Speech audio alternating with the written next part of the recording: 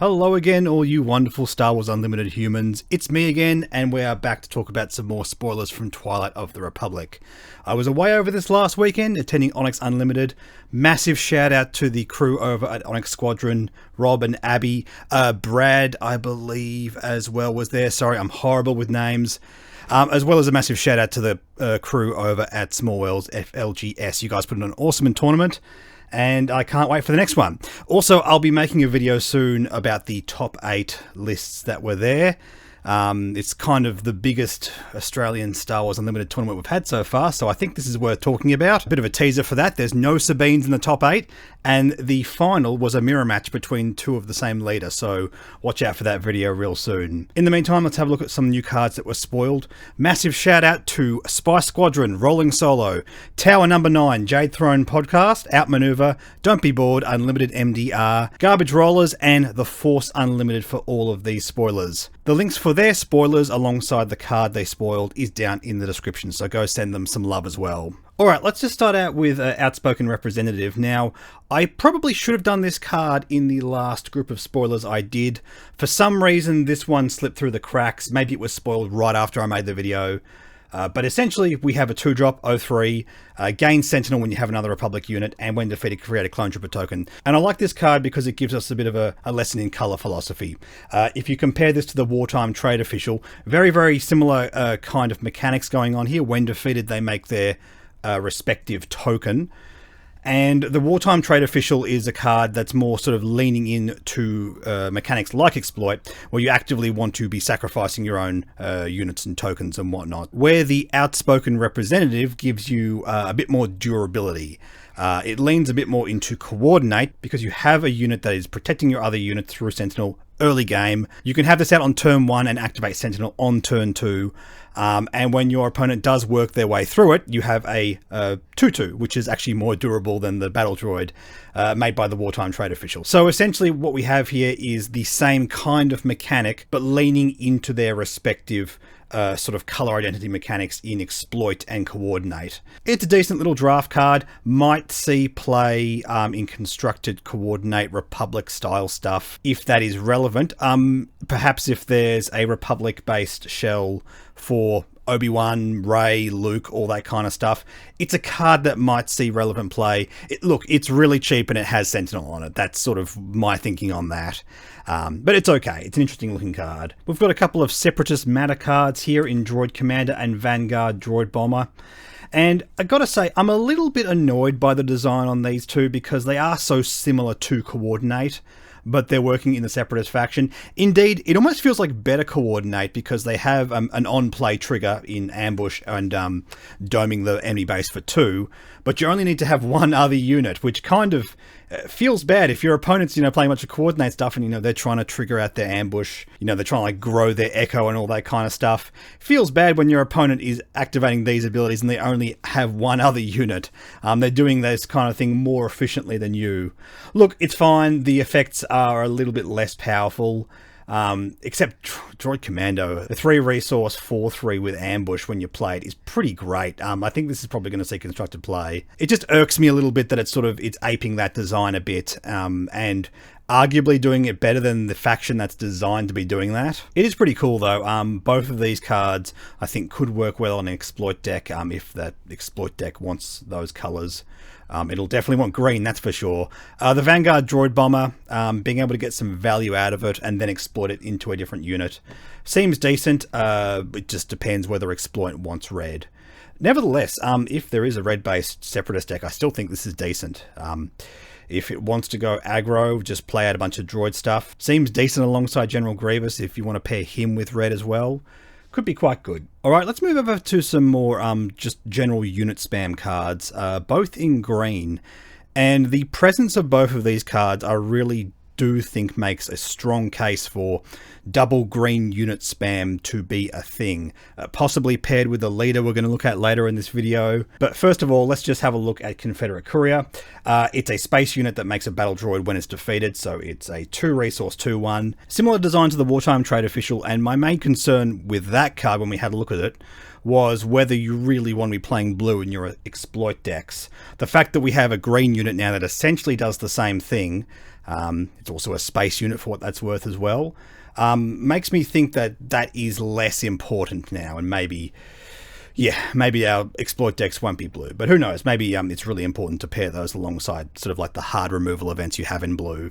Nevertheless, moving on to this next card, Maz Amedda, I think this is where we sort of really get to the stage where we do have a strong case for double green in exploit. I think with the cards we're seeing so far, there is going to be a competitive shell based around this. Let's actually go through this card properly. This is a 2-resource double command 0-4 Republic official unit. And when you play another unit, you may exhaust this unit. If you do, search the top 4 cards of your deck for a unit, reveal it, and draw it. Fantastic in both exploit and coordinate. I really think exploit's going to be the archetype that wants this. You're able to play your really, really cheap units like your battle droid escorts. You can go get another battle droid escort, or you can get the exploit unit you want to use off the back of it. The really cool thing about this is you get to search the top 4 cards of your deck and pick one of those things. You get selection, which I think is going to be a key thing in the exploit deck. You don't want to just draw your exploit units or just draw like the spam units you're using to play the exploit units. This could end up being a really, really key piece. And double green means you can play it in a deck alongside manufactured soldiers and all that kind of stuff. No joke, I think this is going to be a key piece in that kind of archetype. And the fact that archetype does now get a 2-resource unit that creates a battle droid when it's defeated. Yep, I think it's looking really good. In all seriousness, I think this deck is sort of really, really coming together. We had a couple more Separatist cards revealed.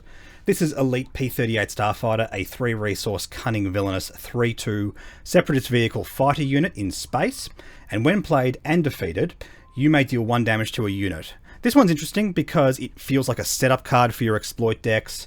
Although being at 3 resources, I think does hurt it a little bit. I think there's a real case to when you get to the stage of having resources, oddly enough, you might already be turboing out your exploit units, whether that be a Sarge Ventress or anything else. Having said that, I like the versatility that something like this represents. It might end up being either a sideboard card or a main deck card which is constantly relegated to the sideboard in matchups where it's no good.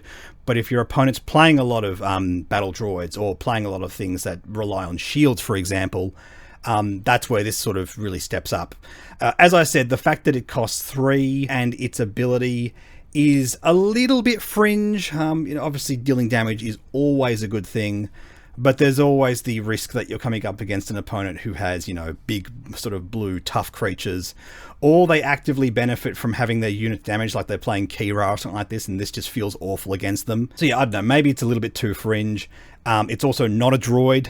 It's another one of these rogue class starfighters, so it pairs up awkwardly with General Grievous if that's the kind of strategy you're going for. Definitely a good draft card, though. I think this gives you enough value. The stats are good enough, and the triggers are just great, even if you're not using it alongside exploit. We also have the Invisible Hand. Now, this one's interesting. This is an 8-resource villainous 4/7 Separatist vehicle capital ship space unit. When played, create 4 battle droid tokens, and on attack, exhaust any number of friendly Separatist units and deal 1 damage to the defending player's base for each unit exhausted this way. So it plays a little bit awkwardly with exploit because it's an 8-drop, but you do immediately create 4 battle droid tokens. So there is a couple of exploit units that we've seen so far that don't require any resources to play them. You could play this and immediately play a squadron of vultures. That seems decent. It is a little bit awkward with the other ability because you want as many units as possible to make that work. However, it might just be a case if you play this, you turbo out of Squadron of Vultures, and that's just enough to dome your enemy's base with a single attack anyway, and that other trigger doesn't matter. From that point of view, I like the versatility of either being able to turbo out a large unit or having the units on board to just dome your enemy's base. Look, it is an 8-drop ultimately, so I do generally like these large capital ships to have a good on-play trigger, because if they just then get removed, it's like, okay, whatever. But it does leave behind 4 battle droids, even if that does happen. So from that point of view, I actually think this is kind of decent. I think this is not a bad little bit of top end. It's not the exploit payoff, it's awkwardly a very expensive setup to exploit, but it's a nice versatile threat, so I think that's okay, and I think this is going to be a decent bit of top end in those exploit decks. or maybe just a regular villainous deck. Whether or not this sort of beats out like your Star Destroyers and that kind of stuff in those decks remains to be seen. It may have to go into an exploit deck just to make sure it's A, giving you a versatile threat in the late game, and B, also helping you turbo out your other cards. So at that stage of the game, you're doing enough different things that your opponent can't answer all of it. That's really sort of the goal of a card like this. Let's have a look at Bloodsport. This one's a really interesting one. 3 resource red, it's a fringe event. Deal 2 damage to each ground unit. Deal 2 damage to each ground unit. This is a great answer to anyone playing Battle Droid, Clone Trooper spam, or anything like that. The awkward thing about this is it is a sort of a one-sided board wipe if your opponent's overextending in those situations. Just be aware, especially in like formats like Premiere, where they're sort of hyper efficiently turboing at exploit cards. If you don't use the window to play this, they may exploit all of their little battle droids, and you've lost the opportunity to capitalize off this card, and that's going to lead to some feel bads, I think. But against coordinating clone troopers, they're sort of relying on being able to get all those tokens out. This is just fantastic. It's extremely unlikely that those decks are going to end up exploiting all of those tokens, so they're just going to rely on the fact that they've got a bunch of 2/2s and this just wipes it out, turns off coordinate and so many things.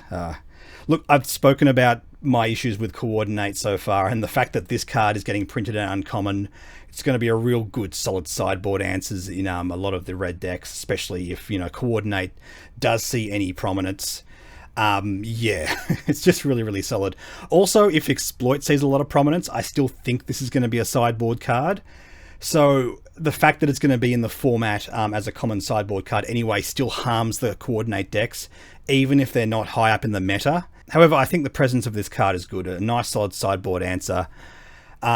Depending on what the meta looks like after this next set, as I said, we're sort of doing something unprecedented with all these tokens. This might just be a really crucial sideboard card that everyone's going to need to have 3 copies of. So thank God it's uncommon, is all I'm saying.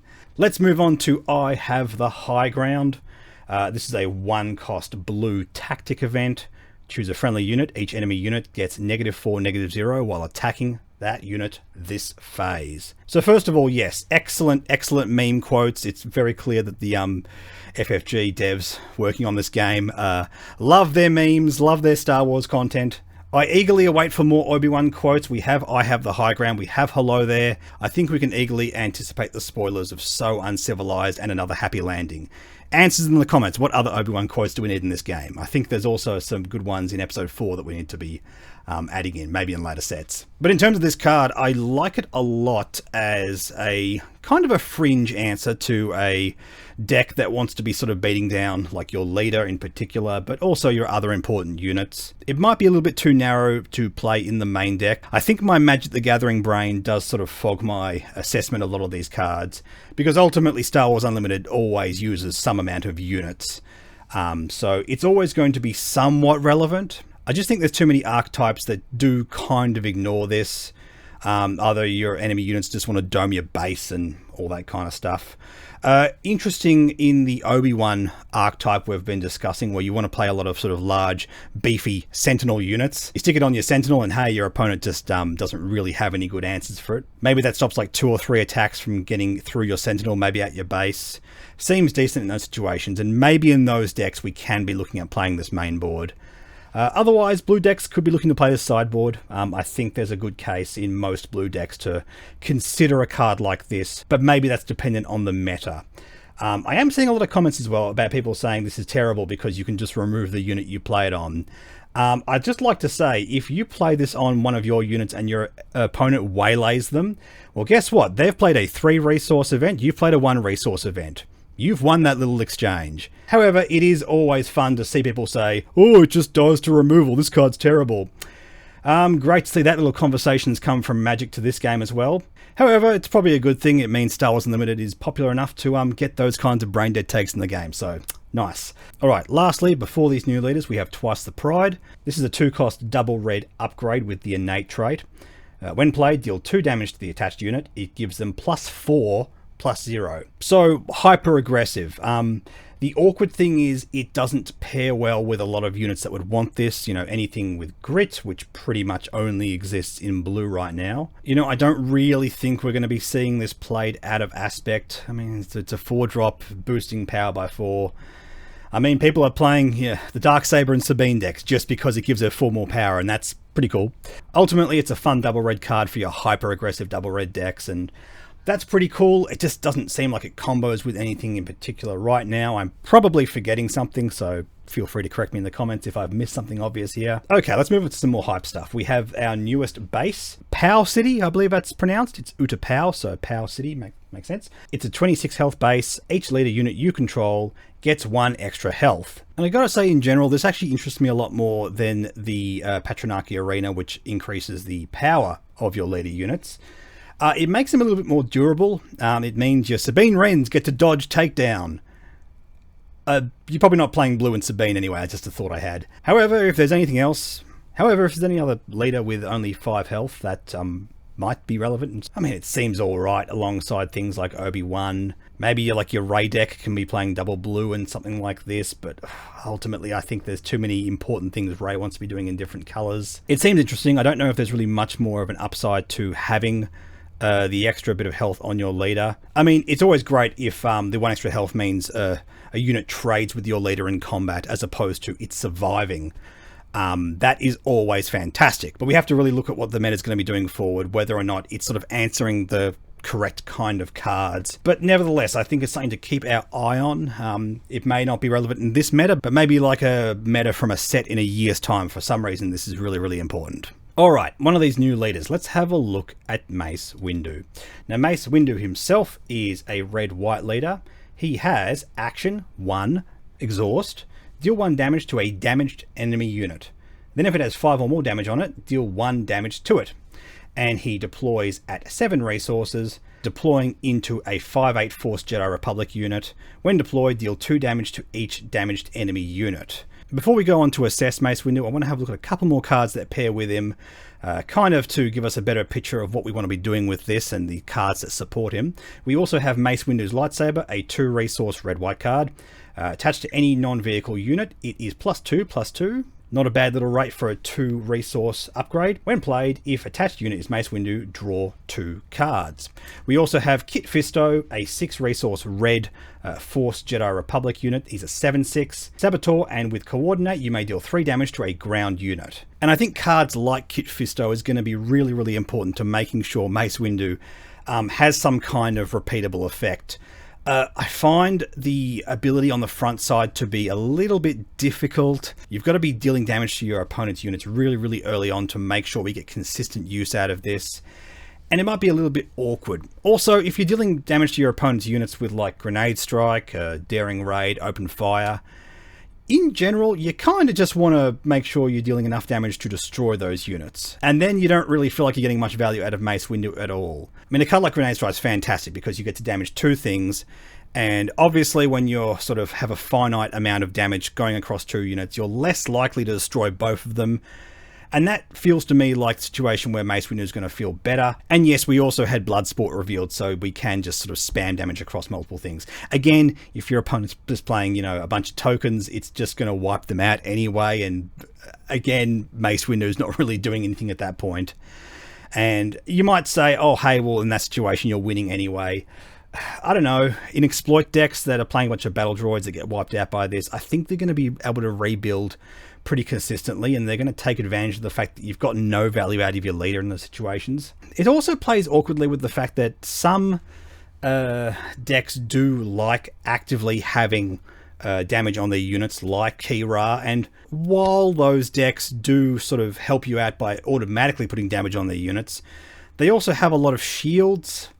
I mean, it's good value getting rid of the shields. I totally get that. And maybe if you can flip Mace Windu in the late game against Kira, she puts half damage on all her units, and that can be enough to finish off maybe 1 or 2 of them, and maybe that's enough to finish some of them off. It feels great. I also like that his lightsaber draws some extra cards. It means if you are relying on these events, then that's great because you can have access to a lot of them. It's also the fact that he comes out on 7 resources, and man, it feels way too narrow. It doesn't feel consistently powerful enough to be hitting that. I really do feel like this could have been a 6 with no other text change on the cards.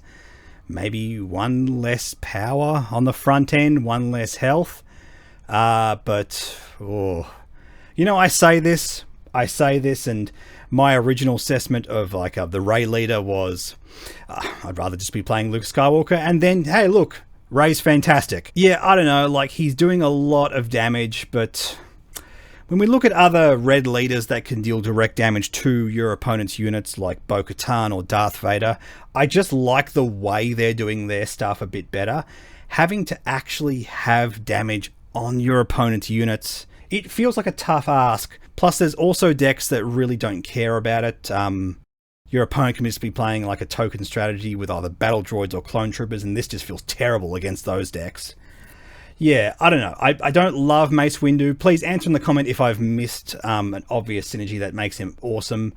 I feel like the deck that wants to play him, is playing, his Lightsaber, a bunch of events that deal direct damage.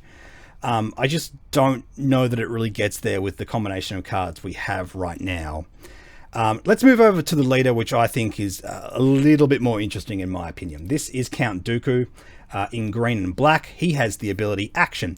Exhaust, play a Separatist card from your hand. It gains Exploit 1. Now, he also deploys on 7. On the front end, he is a 5/9 for Separatist Sith ground unit with Overwhelm, and on attack, the next Separatist card you play this phase gains Exploit 3.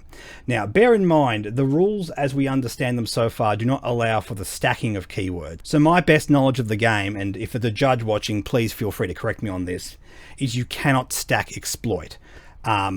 If a card has Exploit 4, it doesn't gain Exploit 5, for example, on the front end of Count Dooku. Nevertheless, I don't hate this in an Exploit deck. It means you can play cards like Kalani and Kraken and give them Exploit. Exploit 1 alone is fantastic on those, let alone Exploit 3, where you can play them for free, potentially on the back end of Dooku when he starts to attack as a leader. It's got great stats for a leader as well. And I was talking before about the possible prominence of the double green Exploit deck. I think out of all the cards we've seen so far, this might be the best shell for it. It means, yes, you can play your manufactured soldiers, your battle droid escorts, alongside potentially Gore, but definitely more mid-range things that can really be turboed out early and just get you a lot of solid early game value. But also, I love the way this pairs with the capital ship we just saw in the Invisible Hand. Either giving that Exploit 1 or Exploit 3 feels fantastic. It means we can play those late game haymakers nice and early. Yeah, I think the shell on this really, really is solid. Plus, you can combine it with ECL, and ECL combined great with Kalani and Kraken. I've mentioned that before, but the fact that this deck just seems to be making itself in my head as I'm speaking about it live, it remains to be seen. I think we do have the pieces coming together specifically for these heavy green decks that want this unit spam strategy.